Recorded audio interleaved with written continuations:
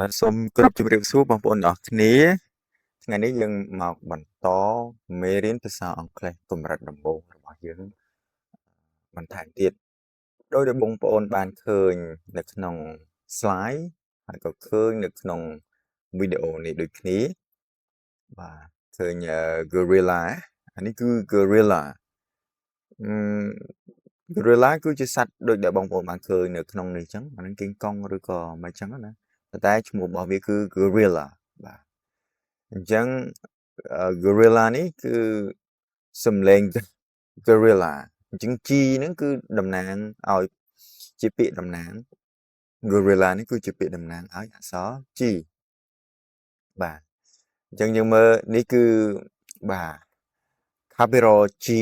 បាទអក្សរ G ធំអានេះគឺ small g បាទអក្សរ G តូចហើយអានេះគឺលក្ខណៈ style របស់គេក្នុងការសរសេរទេអញ្ចឹងឥឡូវយើងមកមើលសេចក្តីលម្អិតបន្ថែមទៀត the two sound of G បាទអញ្ចឹង G វាមានសំឡេងពីរដូចគ្នាទី1គឺ hard G sound សំឡេង hard G sound ហ្នឹងគឺអា hard ហ្នឹងគឺយើងបានរៀននៅវគ្គមុនហើយវាលក្ខណៈខ្លាំងដែរបាទរឹងដែរសំឡេងរបស់វា g g ឃើញទេ out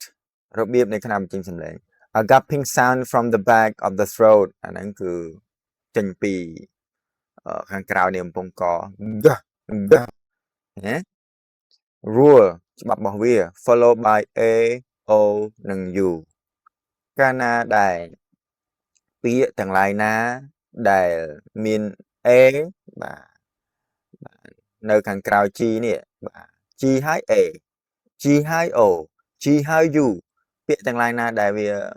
បែបហ្នឹងអាហ្នឹងគឺ g ហើយដូចជានេះអញ្ចឹង game go guitar ទី2គឺ soft G sounds ចេះសំឡេងវាដូចអក្សរ J ដែរបាទ sound exactly like the letter J just បាទឃើញទេអញ្ចឹងអាហ្នឹងបានបងប្អូនត្រូវរៀនលម្អិតវាកុំថា ABC ខ្ញុំចេះហើយណាបងមែនបងប្អូនចេះ ABC មែន A B C D E F G យើងតែងតែលើកក្មេងៗសូត្រណាប៉ុន្តែសេចក្តីលម្អិតរបស់វាបើយើងអត់បានដឹងទេនេះដូចអានេះអញ្ចឹងដូចច្បាប់របស់វាអញ្ចឹងអញ្ចឹងយើងប្រកាសជាឆ្ងល់រហូតអត់មានថ្ងៃដែលស្រាយចម្ងល់បានទេអញ្ចឹងបានបងប្អូនត្រូវរៀនពីវាអញ្ចឹងអាសព G នេះគឺយើងសំឡេងវារឹងសតុនបាទសពនេះចុះ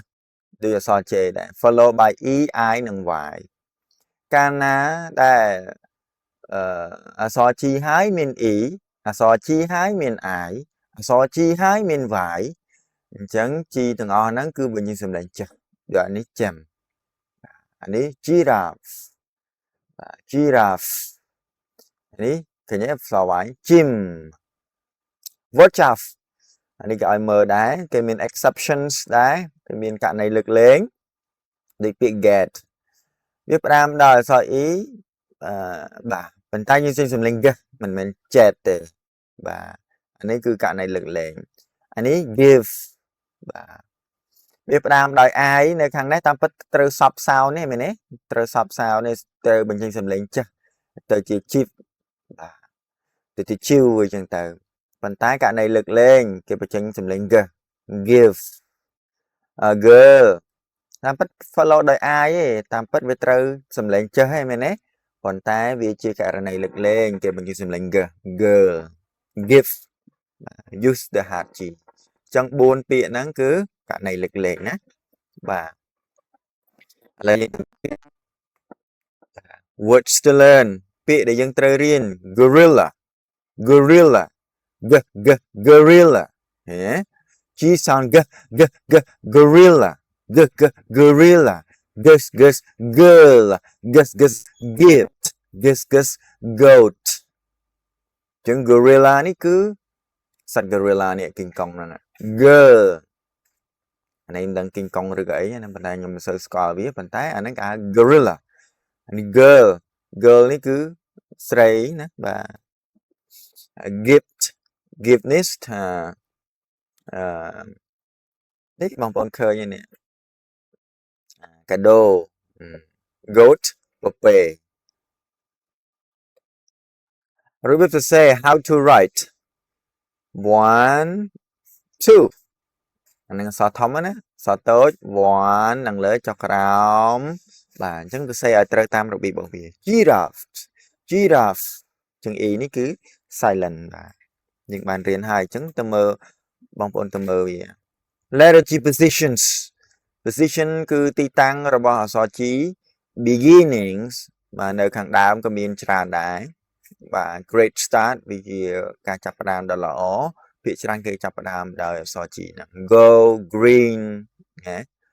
middle often silent កាលណាដែលវានៅ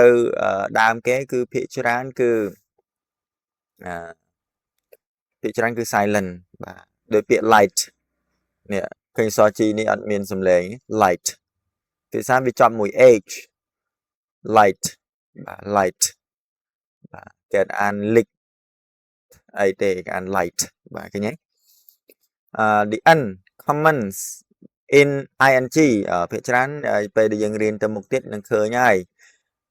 អក្សរ G ហ្នឹងគឺចង់បញ្ចប់គេដឹង ing ហ្នឹងឯងបាទកាលណាដែលគេដាក់ ing ជាមួយ verb ហ្នឹងណាដូចពាក្យ running ប៉ុន្តែក៏មានពាក្យខ្លះមាននៅខាងចុងណាដូចពាក្យ bag កំបោរណាអញ្ចឹងអក្សរ G យើងប៉ុណ្្នឹងសិនយើងនឹងទៅអក្សរផ្សេងៗទៀតនៅពេលក្រោយទៀតសូមអរគុណ